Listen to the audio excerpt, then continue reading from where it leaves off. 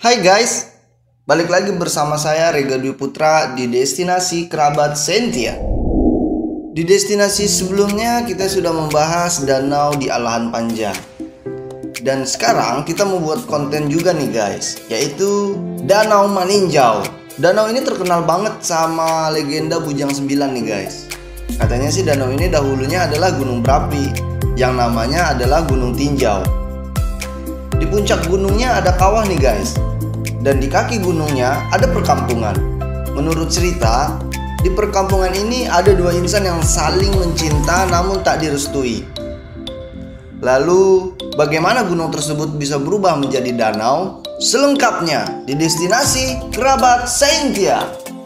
Tunggu. Jangan lupa nih guys untuk like, share, subscribe, dan komen ya guys.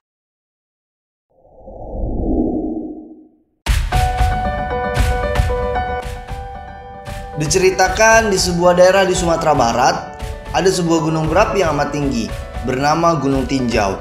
Di puncaknya terdapat sebuah kawah yang luas, dan di kakinya terdapat beberapa perkampungan.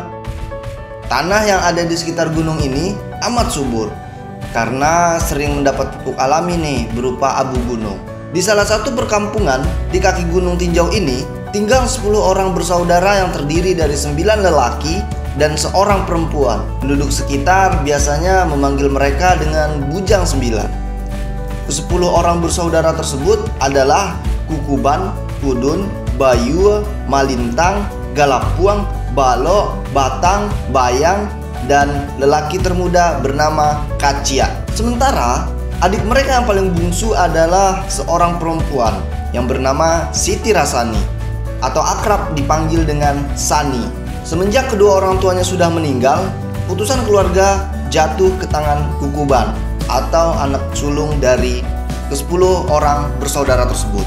Bujang 9 dan adik bungsunya biasa bertani yang dibimbing oleh paman mereka yang bernama Datuk Limbatang atau akrab dipanggil Engku. Pada suatu hari ketika Datuk Limbatang bersama istri dan Giran atau anaknya berkunjung ke rumah Bujang 9. Secara tidak sengaja, Sani saling berpandangan dengan Giran. Datuk Limbatang adalah seorang mama di kampung tersebut dan mempunyai seorang anak yang bernama Giran, tentunya lelaki. Pada suatu hari ketika Datuk Limbatang bersama istri dan Giran berkunjung ke rumah Bujang 9, secara tidak sengaja, Sani saling berpandangan dengan Giran. Rupanya, kedua pemuda dan gadis itu sama-sama menaruh hati. Giran pun mengajak Sani untuk bertemu di sebuah ladang di pinggir sungai. Dengan hati berdebar, Giran pun mengungkapkan perasaannya kepada Sani. Maka sejak itulah Giran dan Sani menjalin hubungan kasih. Pada mulanya keduanya berniat untuk menyembunyikan hubungan mereka. Namun karena khawatir akan menimbulkan fitnah, akhirnya keduanya pun berterus terang kepada keluarga mereka masing-masing. Mengetahui hal itu, keluarga Giran dan Sani pun merasa senang dan bahagia, karena hal tersebut dapat mempererat hubungan kekeluargaan mereka. Sejak menjalin hubungan dengan Sani, Giran seringkali berkunjung ke rumah Bujang 9. Bahkan, ia sering membantu Bujang 9 bekerja di sawah. Suatu hari gelanggang perhelatan digelar. Banyak yang mendaftar untuk mengikuti acara ini, termasuk Kukuban dan Giran. Dari sekian banyak peserta, Kukuban tak terkalahkan. Tetapi masih ada satu peserta lagi, yaitu Giran. Akhirnya mereka adu ketangkasan silat. Serangan Giran bertubi-tubi, namun dapat ditepis oleh Kukuban. Pada saat Kukuban menyerang dan giliran Giran yang menepis. Selang beberapa kali Kukuban melayangkan kakinya dan ditepis oleh Giran, yang mengakibatkan kakinya patah. Sejak saat itu Kukuban dendam terhadap Giran. Dan semuanya terungkap saat Datuk Limbatang berkunjung untuk menemani Giran yang akan meminang Sani. Namun, Kukuban tidak menyetujui hal ini karena dendamnya masa lalu yang pada akhirnya tidak merestui pinangan Giran. Hal ini terdengar oleh Sani di dalam kamar yang membuat Sani bersedih. Suatu hari Giran dan Sani bersepakat untuk bertemu di tepi sungai untuk mencari jalan keluar masalah asmara yang tengah mereka hadapi. Beberapa lama mereka berunding di tepi sungai itu, belum juga menemukan jalan keluar.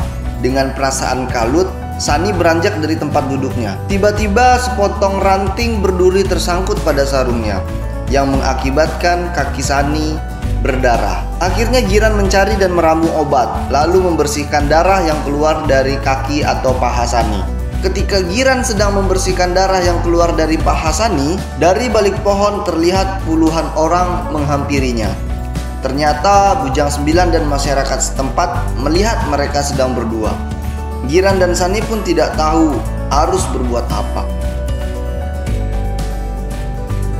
Keduanya benar-benar tidak menyangka jika ada puluhan orang yang sedang mengintai gerak-gerik mereka. Singkat cerita, Giran dan Sani digiring ke kampung menuju ke ruang persidangan.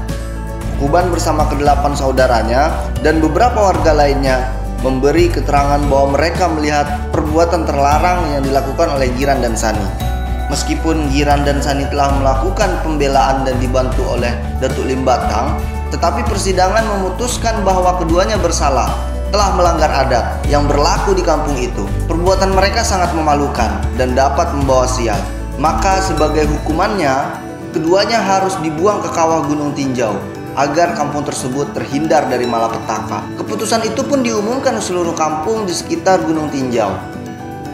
Setelah itu, Giran dan Sani diarak menuju ke puncak Gunung Tinjau dengan tangan terikat di belakang. Sesampainya di pinggir kawah, mata mereka ditutup dengan kain hitam. Sebelum hukuman itu dilaksanakan, mereka diberikan kesempatan untuk berbicara. Giran yang mengangkat kedua tangannya ke langit sambil berdoa, "Ya Tuhan, mohon dengar dan kabulkan doa kami. Jika kami memang benar-benar bersalah, hancurkanlah tubuh kami di dalam air kawah gunung yang panas ini.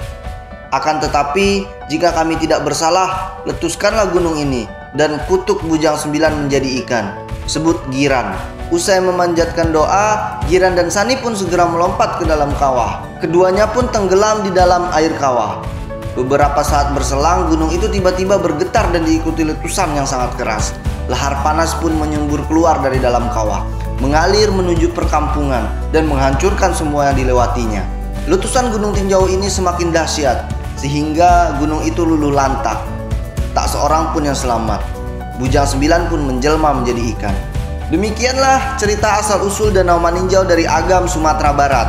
Konon letusan Gunung Tinjau ini menyisakan kawah yang luas dan lama-kelamaan berubah menjadi danau. Oleh masyarakat sekitar, nama gunung itu kemudian diabadikan menjadi nama danau, yakni Danau Maninjau.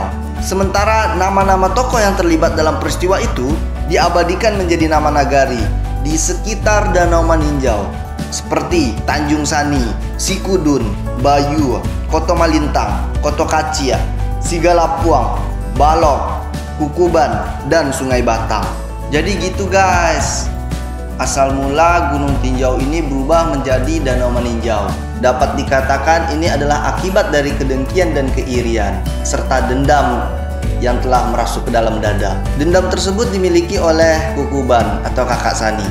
Karena keputusan keluarga berada di tangan Kukuban, Kukuban melampiaskan dendamnya dengan cara tidak merestui hubungan Giran dan Sani.